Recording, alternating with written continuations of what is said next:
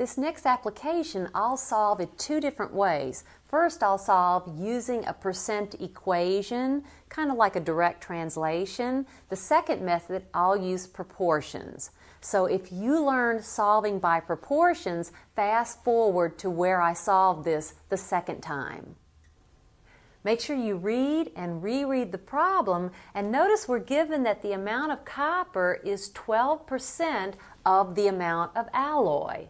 And we're told that the amount of alloy we're interested in right now is 320 pounds. We want to know how much copper is in that alloy.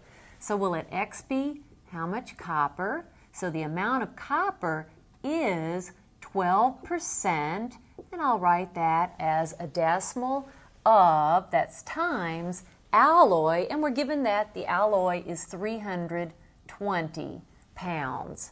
Notice to solve this, we simply need to multiply. I'll let you go off to the side and multiply, but if you multiply these two numbers, you'll have 38 and 4/10, and that is in pounds. So how much copper is in the 320 pounds of alloy? It's 38 and 4/10 pounds. Make sure you read and reread the problem, and now we'll solve it using a proportion. Remember, it boils down to the fact that copper is 12% of an alloy. Let's use that and let's set up our proportion. The percent is 12, so I'll have 12 over 100. We were given that we're interested in 320 pounds of an alloy, so our base is 320. The amount of alloy here in our problem is 320 pounds, and we want to find a amount of copper. So let's solve this proportion by finding cross products. A times 100, that's 100A, and 12 times 320, that's 3,840. You may need to go off to the side and do that multiplication.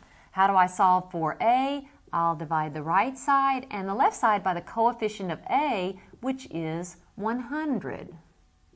Notice the right side simplifies to A. The left side, if you divide by 100, it essentially moves this decimal point 2 places to the left, so that's 38 and 4/10, and then don't forget that we are in pounds. The amount of copper is 38 and 4/10 pounds.